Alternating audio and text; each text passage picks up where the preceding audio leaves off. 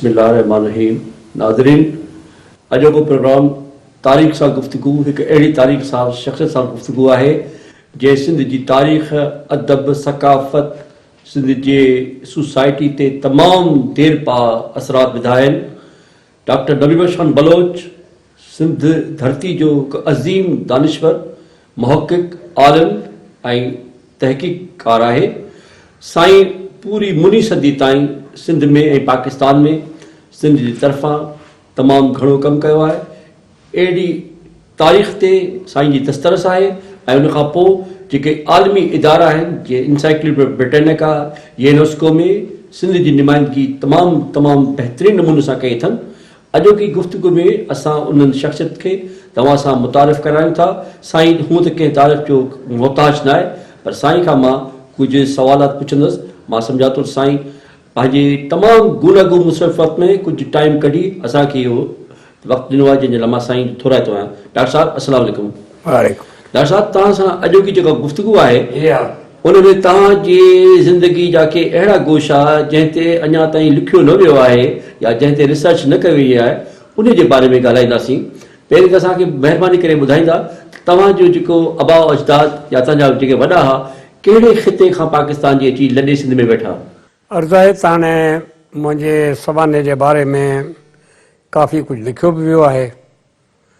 के ॻाल्हियूं वाक़ई जीअं चवां चयो से उनजा तफ़सील मालूम न आहिनि। सॼी हिन ज़मीन ते अॻिए दौर में माण्हुनि जी हलालां पई थी आहे ऐं यूनेस्को हिकु वॾो किताबु लिखायो आहे त एशिया में जेके क़बाइली हिजरतूं आहिनि से कॾहिं थियूं, कीअं थियूं। तंहिंमें हुननि ख़ासि तौर ते वॾियूं वॾियूं जेके क़बाइली हिजरतूं आहिनि तन में बलोचनि जी बि शामिलु आहे। उन खे ख़ासि कयो आहे त उहा हिजरत कहिड़े तरीक़े सां थी। मुख़्तसिर चइजे त उहा सेंट्रल एशिया मां ईरान ॾांहुं थी, ईरान मां पोइ डाइवर्ट थी हिंदुस्तान ॾांहुं थी। घणो करे आर्यन जो सिलसिलो बि ईअं आहे, उहो अॻु जो आहे। मुंहिंजे ख़्याल में त 11वीं सदी जेको टाणो आहे सो ज़रूरी आहे त उन वक़्तु बलोच क़बीला जेके आहिनि से ईरान जे तरफ़ां हिंदुस्तान जे तरफ़ आया आहिनि। हिते सिंध में असांखे या हिंदुस्तान में पंजाब जो जेको साइड आहे उते बलोचनि जी ॻाल्हि थो करियां त जेको असांखे हवाला मिलनि था से सिंध में सूमरनि जे दौर जा आहिनि त बलोच हिते मौजूदु हुआ। ऐं पंजाब में बाबर जे आमद जा आहिनि, जो बाबर आयो आहे त बलोचनि जे वफ़द सां ॻाल्हियूं कयूं अथसि। तंहिंखां पोइ हवाला मुसलसिल तौर हलंदा पिया आहिनि। असांजो पंहिंजो जेको सिलसिलो आहे मुंहिंजो लगारी क़बीलो आहे। अॻे क़बाइली सिलसिला हुआ। लगारी क़बीलो ख़ुदि असांजा जेके शजरो सिलसिलो आहे उन में तो रिंदनि जी शाख आहे। रिंद किथां आया सा ख़ुदि इन ते तहक़ीक़ कान थी आहे, पर रिंद हिकिड़ो वॾो नालो आहे। एतिरे क़दुरु वॾो नालो आहे जो फ़ारसी अदब में दाख़िल थियो। रिंद ऐं सूफ़ी ॿ हिकिड़ा वॾा कॉन्सेप्ट पैदा थिया। रिंद हुआ जेको कंहिं बि तकलीफ़ मां उकरी हलियो वञे, परवाह न करे। सूफ़ी हुआ जेको हालात खे ॾिसी वरी मोटी अची माण्हुनि जी रहनुमाई करे। हाफ़िज़ जे कलाम में, हाफ़िज़ शिराज़ी जे कलाम में ॿियनि में रिंद ऐं रिंदी जो लफ़्ज़ आयल आहे। हाणे सुवालु आहे त रिंदनि मां लगारी कॾहिं थिया, इन ते का तहक़ीक़ कान थी आहे। लगारी क़बीला कॾहिं पखिड़िया, किथां आया, इन ते पूरी तहक़ीक़ कान थी आहे। अलबत्ता असां चई सघूं था त 10वीं सदी हिजरी धारे या 11वीं सदी हिजरी धारे जेके बलोच क़बीला आहिनि से देर इस्माइल ख़ान, देर गाज़ी ख़ान, हिते देर इस्माइल ख़ान में कोलाची क़बीलो काफ़ी पावरफुल रहियो आहे। 200 साल हुकूमत कई आहे कोलाची बलोचनि। अञा ताईं बि उते हिकिड़ी पूरी डिवीजन आहे, तंहिं नालो कोलाची आहे, हाणे शायदि तालुको आहे। तौर ते वरी पोइ ईअं जेके जबल आहिनि उन्हनि में बलोचनि जो सिलसिला हलंदा आया आहिनि। मूं कोशिशि कई त असां ख़ुदि जिते हींअर आहियूं असां सांगड़ में आहियूं, कॾहिं आया आहियूं। एतिरो आसान न आहे जो उन ॻाल्हि खे निभाए सघिजे, पर तंहिं हूंदे बि चई सघिजे थो त जंहिंखे असां आम तरह सां अब्बासियुनि जो दौरु या कलोड़नि जो दौरु चऊं था, शायदि असांजा वॾा उन वक़्तु आया हुजनि ऐं उहे अॻे सेटल थिया। अव्हांखे जेकर सिंजोरे तालुके जी हिस्ट्री मालूम आहे त अभपुर ऐं झोल ऐं इन पासे, पोइ तऊं आहिस्ते आहिस्ते उते आया।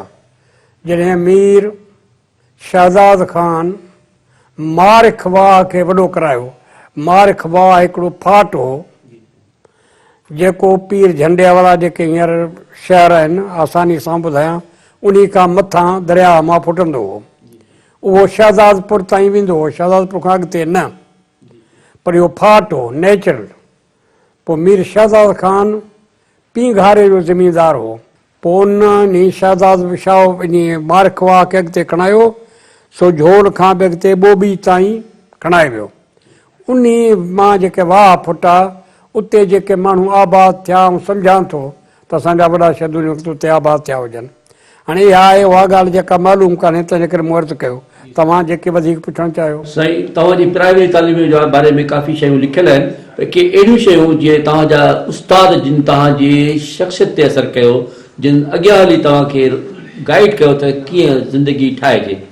उस्तादनि जो सिलसिलो इहो आहे त प्राइमरी लेवल ते जेका इब्तिदाई लेवल आहे, उन में उस्तादु सुठो आहे जेको ॿार सां प्यारु करे, ॿार खे प्यारु ॾेखारे, पढ़णु पढ़ाइण सानवी हैसियत रखे थो। उन वक़्तु वॾो हिकिड़ो ख़ैर ख़ा माण्हू उस्ताद, जो नालो हो साईं मोहम्मद यूसुफ सूमरो, असुल खरड़े जो। पहिरें पहिरीं हिते असांजे ॻोठ में स्कूल पियो त उहो उस्तादु थी आयो हो। पोइ उन जी जेका शफ़क़त हुई सा यादि पवे थी। अहिड़े तरीक़े सां ॿिया बि जेके उस्ताद उते थी आया तन जी शफ़क़त यादि पवे थी। उस्ताद कादिर बख़्श जतो ई हो, असुल खान वाहण जो इन पासे जो। सेकेंडरी लेवल ते जे माण्हू अचे थो, हाई स्कूल लेवल ते, त क़ाबिलियत यादि पवे थी त उस्ताद कहिड़ा क़ाबिल हुआ जन बाबत सां वेही पढ़ायो। मुंहिंजे ख़्याल में नौशरो मदरसो वॾी ख़ासि हैसियत रखे थो। असां जॾहिं पढ़ियासीं तॾहिं ज़ोर हो हिंदू कम्यूनिटी जो, उहे बि असांजा सिंध जा माण्हू हुआ, पर अंग्रेज़नि उन्हनि खे अॻिते कयो हो। हालत इहा हुई त घोटकी उबावड़े खां वठी ॾहरकी खां वठी मुंहिंजे घोड़ाबारी ताईं दरिया जो जेको खॿो तरफ़ आहे, इन पासे मुस्लमाननि जे लाइ को हाई स्कूल कोन हो, फ़क़ति दरिया जे परे पासे कराची जो मदरसो हो हिकु। पोइ हिन पासे ई जेको दरिया जो पासो हो उते नौशर मदरसो क़ाइमु थियो। उन नौशर मदरसे में जेके उस्ताद हुआ त मां पहिरियों दर्जो अंग्रेज़ी जो जेको पढ़ाईंदो हो उस्ताद, तंहिंजो नालो हो साईं अब्दुल ख़ालिक। साईं अब्दुल ख़ालिक मैमुन नौशरे जो। हुनजा फर्ज़ंद ज़िंदा सलामत आहिनि। हुनजी ख़ूबी इहा हुई जेका कई उस्ताद में ऐं कोन थो ॾिसां अञा ताईं। हुन जीअं नौकिरी कई त पहिरियों दर्जो पढ़ायईं, रिटायर थियो त पहिरियों दर्जो पढ़ाईंदे रिटायर थियो। हुन को बि वधीक इज़ाफ़ो पंहिंजो क़बूल न कयो त वञी को हू साहिब थिए, वञी एडमिनिस्ट्रेशन करे, हेड मास्टर थिए। हुनजो त बसि आउं वञी लाहियां त पहिरियों दर्जो ॿारनि खे पढ़ायां। ऐं हुन पहिरियों दर्जो असांखे जेको पढ़ायो त एतिरो पढ़ाए चयईं जो असां सम्झां थो त असांखे अंग्रेज़ी अची वई।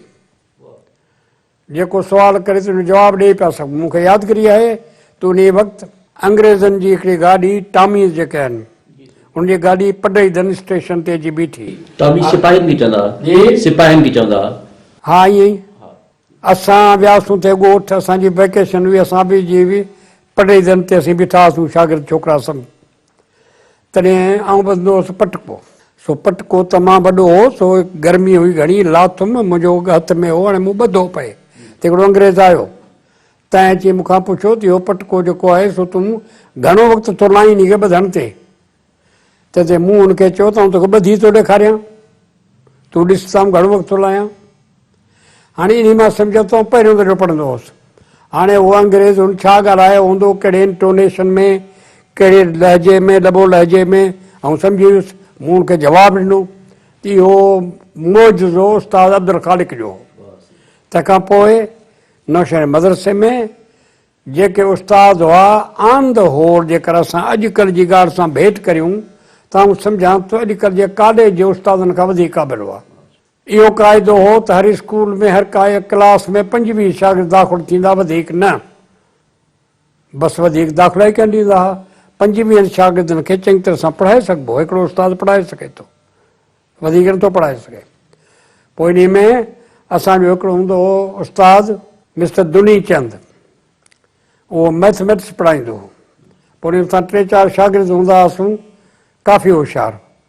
पोइ एतिरो जो हू अची जियामेट्री जो एक्सरसाइज़ लिखंदो हो, तुंहिंजी भञो तव्हां थी कीअं आहे, असां जीअं लिखंदो हो तीअं भञी छॾींदा हुआसीं।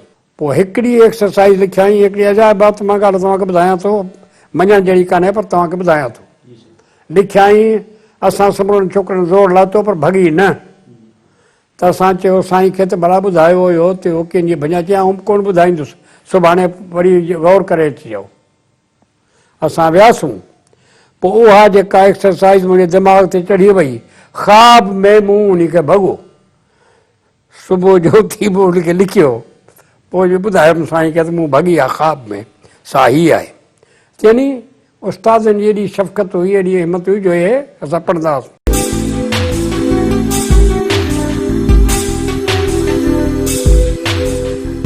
जी सही, अॻिते हलिजे साईं। ॿुधायो त हाणे तो तव्हां मदरसा हाई स्कूल मां मैट्रिक कई या तव्हां जूनागढ़ मां जी मैट्रिक कई?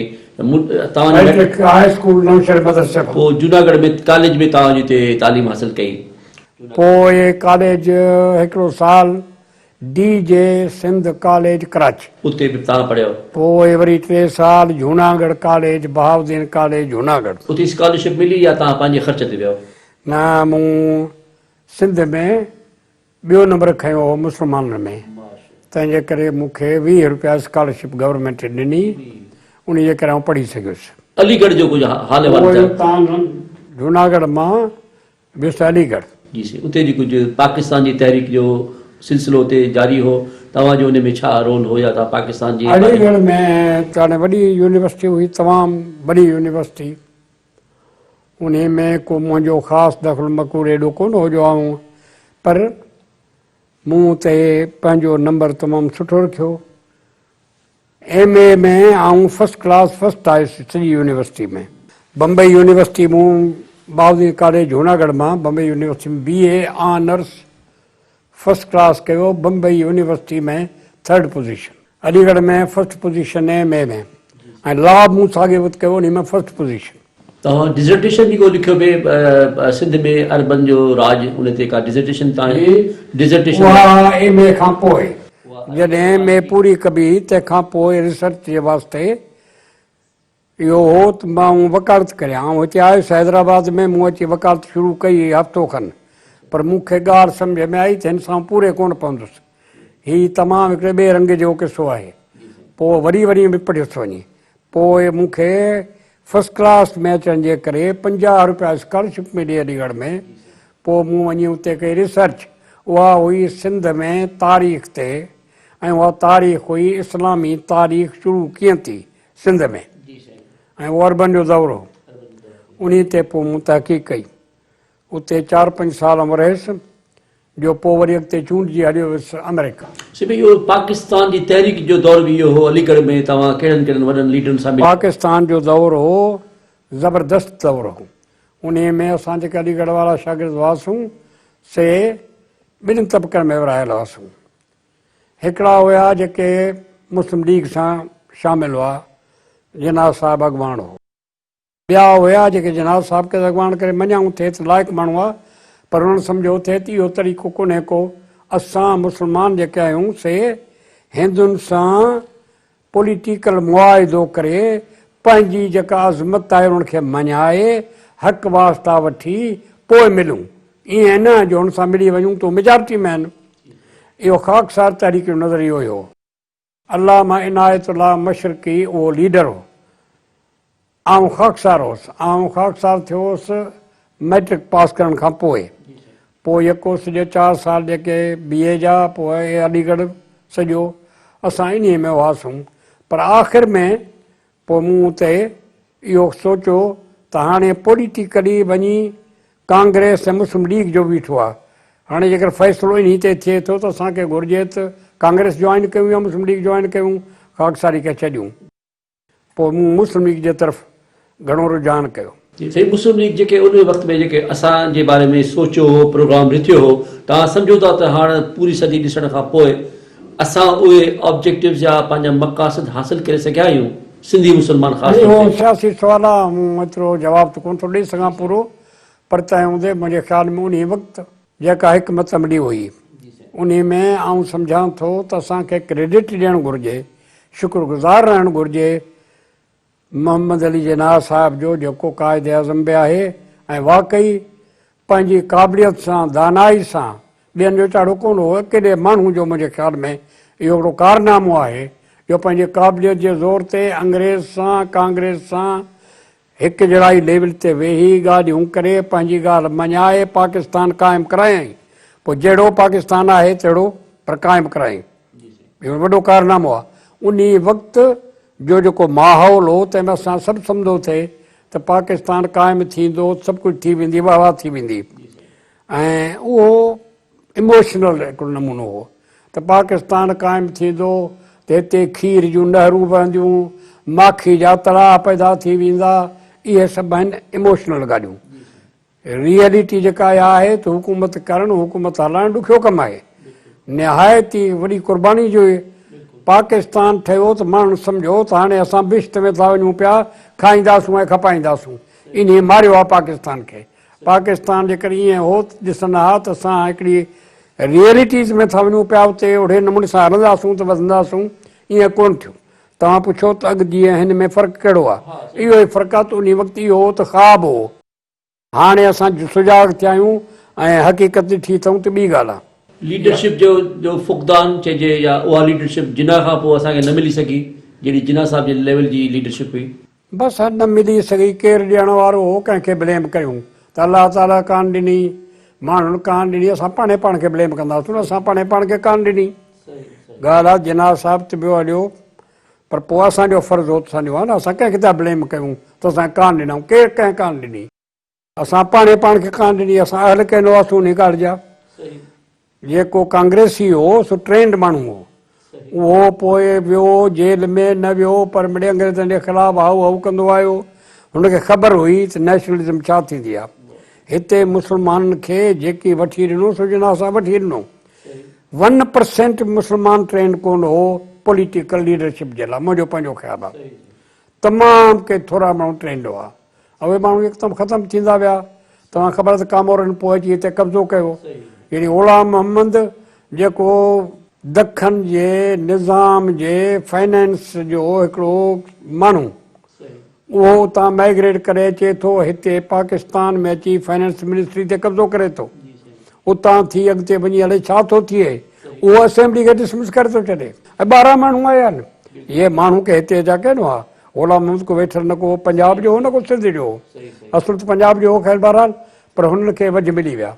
इहे सभु जेके हिते थियूं आहिनि उणायूं से असांजे अनप्रिपेयर्डनेस जे करे, असांजे लैक ऑफ एक्सपीरियंस जे करे, असांजे हवस जे करे, पोइ जेकी बि चओ असां पाण खे क्रिटिसाइज़ करे सघूं था। सही, अलामा काज़ी जे ख़तनि में हिकिड़ो ख़त आहे साईं जेम्स ॾे, त उन में लिखियो अथसि हे जेका माइग्रेशन थींदी उहा पाकिस्तान जी स्कीम में असां लाइ हानिकार थींदी, अहिड़ो तव्हांजे ज़हन में अहिड़ो को आहे को अलामा? न, मूंखे अहिड़ी का ॻाल्हि यादि कान्हे का, थी सघे थो अलामा साहिब जन वॾा फिलासफर हुआ, उन्हनि का बि ॻाल्हि अहिड़ी कई हुजे, थी सघे थी। जेके दाना माण्हू हुआ उहे सम्झंदा हुआ त असां हीअं करियूं या हीअं करियूं या हीअं करियूं। हिकिड़ी ॻाल्हि मूंखे यादगिरी अचे थी त अलामा साहिब जन चयो त बाबा जेको कैपिटल आहे पाकिस्तान जो, तंहिंजो नालो इस्लाम आबाद न रखो, छाकाणि जो पोइ का बि गड़बड़ थी त माण्हू इस्लाम खे ख़राबु चवंदा, हिन जो नालो अहिड़ो रखो जेको इस्लाम उन में न हुजे। पाण चवंदा त इस्लाम खे तव्हां परे रखो, न त माण्हू इस्लाम जे ख़िलाफ़ु ॻाल्हाईंदा। इहा ॻाल्हि हुनजी पूरी हुई। हाणे ॾिसूं था असांजो मुस्लमान जेको वीचारो पाण सो गुमराह आहे। 47 में जीअं पाकिस्तान ठहियो त कराची जेको असांजो सूबो हो, सूबाई दारुल हुकूमत हो, फेडरल कैपिटल थी वियो। इन खोड़े साहब काफ़ी स्टैंड वरितो। तव्हां त शायदि उन वक़्त में ॿाहिरि हूंदव, त हिते कीअं दानिशवरनि जो या पढ़ियल लिखियल माण्हुनि जो रिएक्शन छा हो, आम सिंधी जो छा हो, त कराची जो असां हिन में त हिकिड़ो मुल्क नओं थियो आहे तंहिंजो ज़रूरी आहे त हिकु कैपिटल हुजणु घुरिजे, इन में त को शक कोन्हे को, कहिड़ो हुजणु घुरिजे। इहो सॼो आहे जेके माण्हू आहिनि ख़ुदि तन जो राय कहिड़ी आहे। असां समूरनि मां सिंध वारा जेके सियासतदान हुआ तन यारा ॾिनी त कराची में हुजणु घुरिजे। साईं GM सैयद मिसाल जेको असांजो लीडर हो तन समूरनि जी राय हुई त कराची में हुजणु घुरिजे। त जॾहिं सिंध जे माण्हुनि जेके उन वक़्तु रिप्रेज़ेंटेटिव हुआ उन्हनि चयो त कराची हुजणु घुरिजे, त पोइ ॿियनि जी बाक़ी ॻाल्हि आहे त कराची में हुजे हा न हुजे हा, वरी बि ॻाल्हि आहे। बहरहाल उन वक़्त जो शायदि वायुमंडल इहो हो त कुझु माण्हुनि जी मुखालफ़त बि कई, पर तव्हांजो शायदि उन वक़्तु मुखालफ़त कई कान कई। खोड़े साहिब लाइ चवनि था त खोड़े साहिब का मुखालफ़त कान कई मुंहिंजे ख़्याल में।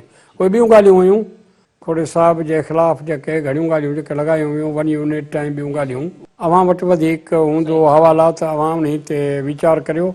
मूंखे यादगिरी कान्हे का को अवामी तौर ते को खोड़े साहिब का अहिड़ी ॻाल्हि हलाई हुजे त हिते कैपिटल न थिए, अहिड़ी ॻाल्हि मुंहिंजे ज़हन में कान्हे। इहो को इशू न हो वक़्त में अवाम में या मीडिया में? मूंखे सुञा को तंहिं वक़्तु असां समूरनि जो ख़्यालु हो त कराची थी आहे, ठीकु आहे, साईं GM चवे थो, ॿिया चवनि था, शेख अब्दुल मजीद साहिबु चवे थो, सभु चवनि था।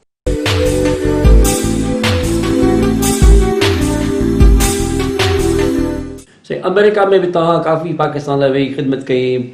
47 में 14 अगस्त ते तव्हां पहिरियों मां सम्झो त वॾो हिकिड़ो फंक्शन बि कयो ऐं तव्हांजो डॉक्यूमेंटेशन बि आहे, उन बारे में कुझु ॿुधायो त कहिड़ा कहिड़ा माण्हू एक्टिव आहे? अमेरिका में आउं वियो हुउसि त पाकिस्तान कोन थियो हो, तॾहिं आउं वियो हुउसि हुते 1946 में। पाकिस्तान 47 में थियो। 1 साल अॻु में आउं उते पहुतो हुउसि ऐं उते वञण सां मुंहिंजो जेको पंहिंजो इरादो हो हिते, उहो उन जी तक़वियत थी त वाक़ई उन नज़र खां ॾिठोसीं त सिंध हिते हिंदुस्तान में पार्टियूं सिर्फ़ु 2 आहिनि, हिकु कांग्रेस आहे, ॿी मुस्लिम लीग आहे, ॿी त कंहिंजो नालो ई कोन हो। हाणे इंटरनेशनल लेवल ते को बि फ़ैसिलो थियो त इहे 2 पार्टियूं जॾहिं मिली पाण में को फ़ैसिलो न कंदियूं त फ़ैसिलो थींदो ई कोन। तंहिंजे करे असां मुस्लिम लीग वारी ॻाल्हि खे बारो वठायो, ज़ोर वठायो। उते कांग्रेस जो वॾो असरु हो, असां वियासीं। उन असर जी पहिरीं झलक मूं तॾहिं ॾिठी जो 1946 में कोलंबिया यूनिवर्सिटी जंहिंमें मूं दाख़िला वरिती, जिते असां रहंदा हुआसीं, वॾो हॉस्टल हो, उते इनवाइट कयो वियो हिकु साहिब खे जेको पॉलिटिकली, उहो हिंदू साहिब हो इंडिया जो, जेको उते 40 सालनि खां रहंदो हो। हुनजो कमु ई इहो हो त हिंदुस्तान जो नज़रियो कांग्रेस वारो अमेरिकन से आॾो रखे। उहो आयो, उन अची लेक्चर कयो, उन लेक्चर कयो, सभु ग़लति ॻाल्हियूं कयूं। मूं थी उनखे सुवालु कयो आॾो, त हू हैरान थी वियो त हीअ त अॻे 40 साल थिया आहिनि, कंहिं मूंखे सुवालु कोन कयो, हीअ केरु माण्हू आहे। पर हुनखे ख़बर कान्हे त हिनखे छोकिरा अची पहुता आहिनि हिंदुस्तान मां। हुन हिकिड़ो सुवाल जवाबु ॾिनो त मूं ॿियो सुवालु कयो, ॿियो जो टियों कयो, उहो एॾो खफ़े थियो जो स्टेज छॾे हलियो वियो। तंहिं ते अमेरिका जेके बि छोकिरा वेठा हुआ, ॿिया सभु शागिर्द हुआ, यूनिवर्सिटी हुई, मूंखे चऊं तूं तकरीर कर। पोइ मूं तकरीर कई, कहिड़ी कई मूंसां मूंखे ख़बर कान्हे का, छपजी आहे, मां रिकॉर्ड जो हिसो आहे, अलाए जे तकरीर छपी आहे न छपी आहे, पर बहरहाल मूं कई तकरीर त मूं मुस्लमान वारो साइड पेश कयो। मूं चयो आउं पाण ख़ुदि ख़ाकसार तरीक़े में हुउसि, जेका असांजो नज़रियो ई हो, पर हाणे जेकर ठाह हिन ॻाल्हि ते थिए थो त हिंदू ऐं मुस्लमान वेही गॾिजी फ़ैसिलो कनि था, उनखे सपोर्ट थो कयूं, असां हिन मुस्लिम लीग खे सपोर्ट था कयूं। तंहिंखां पोइ वॾी हिकिड़ी कॉन्फ्रेंस थी फिलाडेल्फिया में, उन में इतफ़ाक़ सां अलीगढ़ यूनिवर्सिटी वारनि खे ख़बर हुई त आउं उते पढ़ां थो, हुनखे को लिखियो ऐं हुन लिखी मोकिलियो त असांजो रिप्रेज़ेंटेटिव मिस्टर नबी बख़्श बलोच आहे, जेको तव्हांजे एनुअल कॉन्फ्रेंस में शिरकत कंदो। पोइ आउं वियुसि फिलाडेल्फिया, पोइ उन में शिरकत कईसीं। उते साॻियो तारकनाथ दास जंहिं उन तकरीर कई असां वटि, उहो उते बि आयो, उते बि तकरीर कई। उते मूं सुवालु कयोमांसि त हुन सम्झी वियो त इहो साॻियो माण्हू आहे, उते भॼी वियो वीचारो।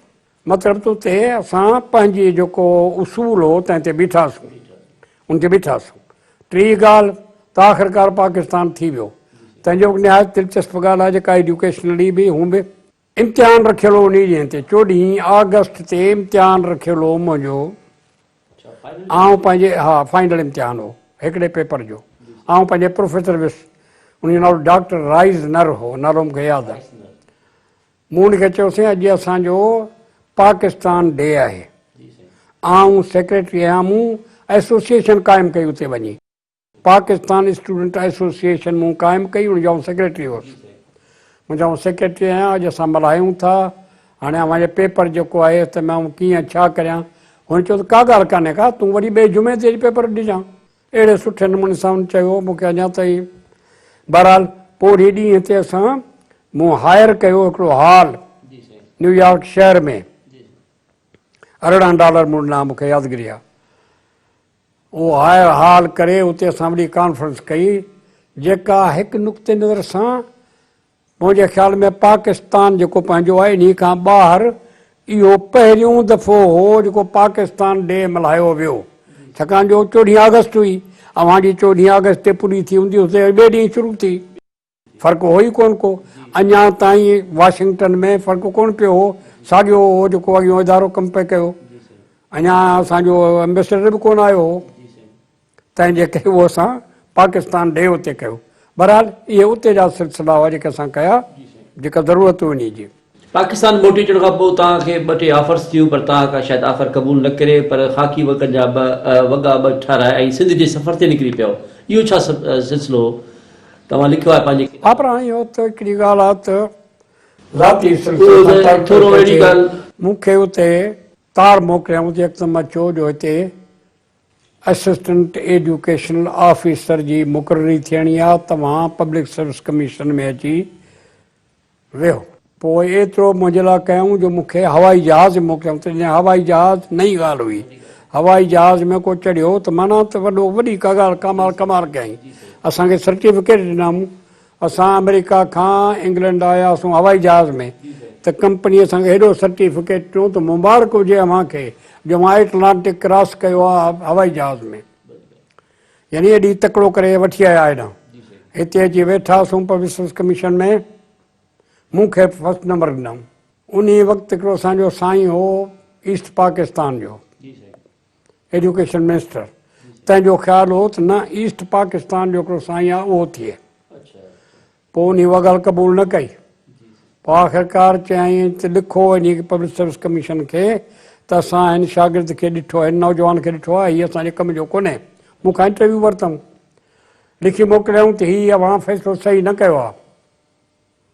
पब्लिक सर्विस कमीशन त स्ट्रांग हुई, हुन लिखी मोकिलियो त असांजो फ़ैसिलो सही आहे, अव्हांजो ग़लति आहे। अव्हां अपॉइंट कंदव त बलोच खे कंदव, ॿिए खे न। पोइ चऊं त हाणे छा कयूं? चयूं या पोस्ट एबॉलिश कयो। पोइ पोस्ट एबॉलिश कयूं। हाणे इहा ॻाल्हियूं था कयूं पाण 49 जूं, जहिड़ो PhD करे आयो आहे माण्हू एजुकेशन में।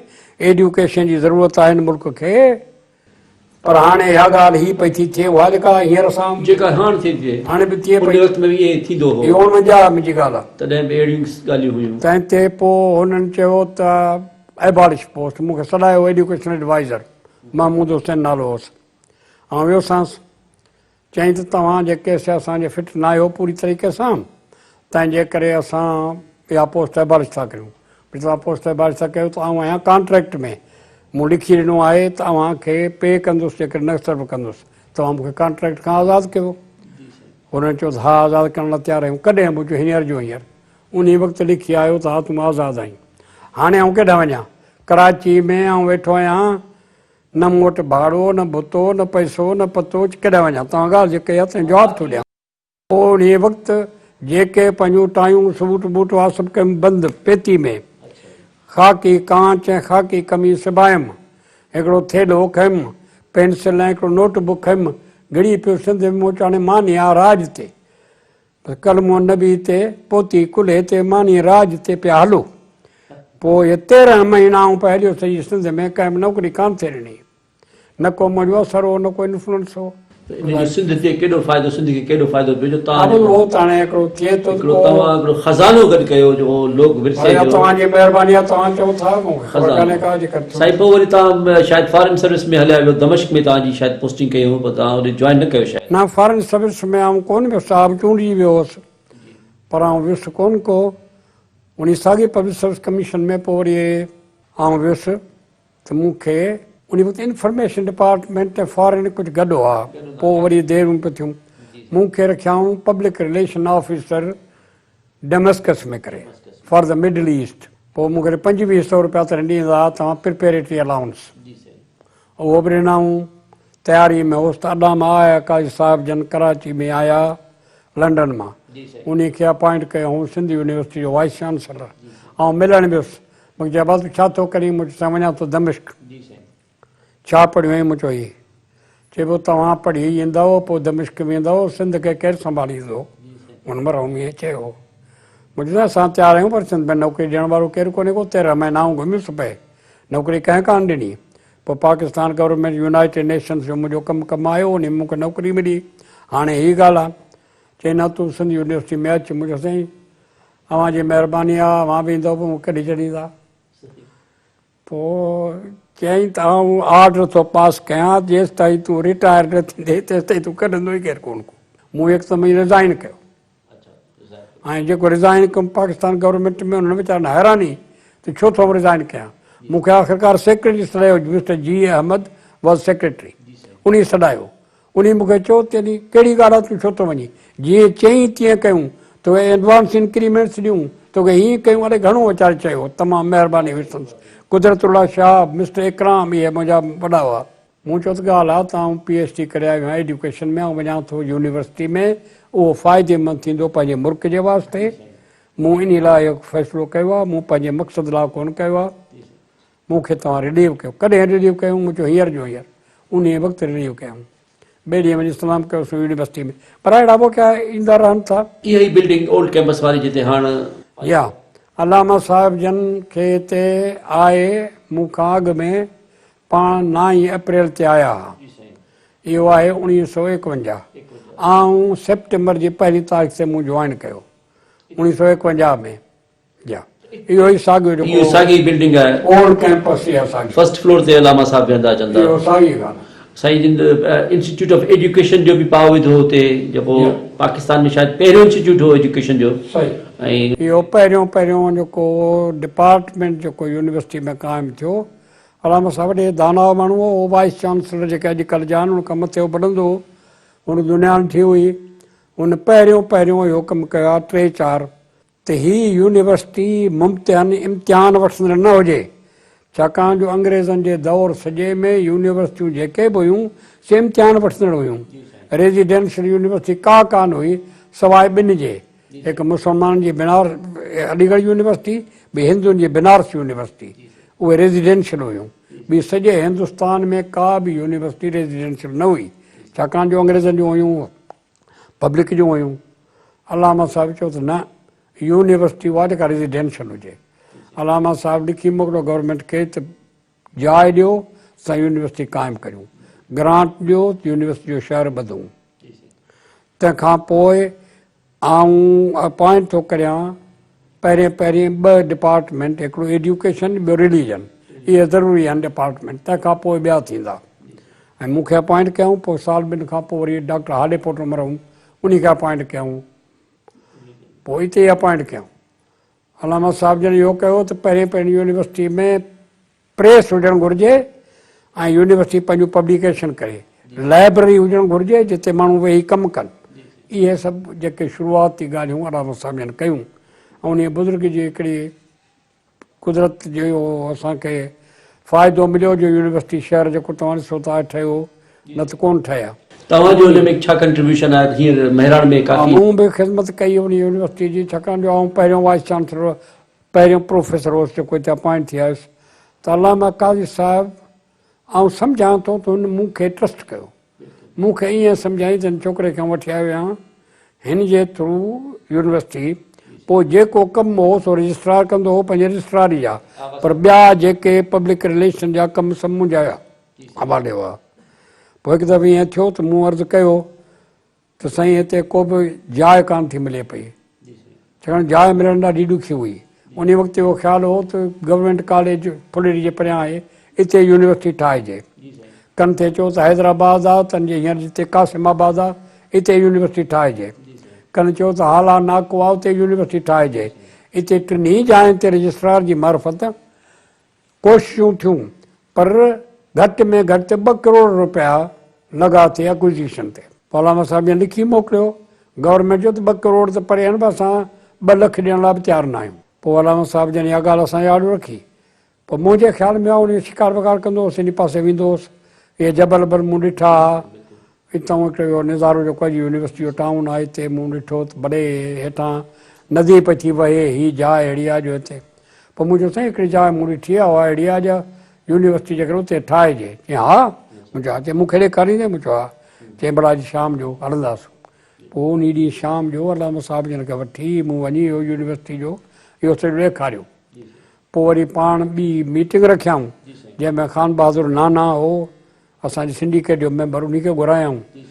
खोजो साहिबु असांजो हाजी ख़ान खोजा हिते सेकेंडरी बोर्ड में हो, तंहिंखे मूं अर्ज़ु कयो, मुंहिंजो उस्तादु हो, उन खे मूं सॼो उते वियासीं। पर अलामा साहिब फ़ैसिलो कयो त हा यूनिवर्सिटी आहे हिते ठहंदो। गवर्नमेंट खे लिखियईं त जाइ मूं ॻोल्ही आहे, गवर्नमेंट जी आहे, भई शुक्र को महिरबानी करे लिखी ॾियो त मूं हिते ठाहियां यूनिवर्सिटी।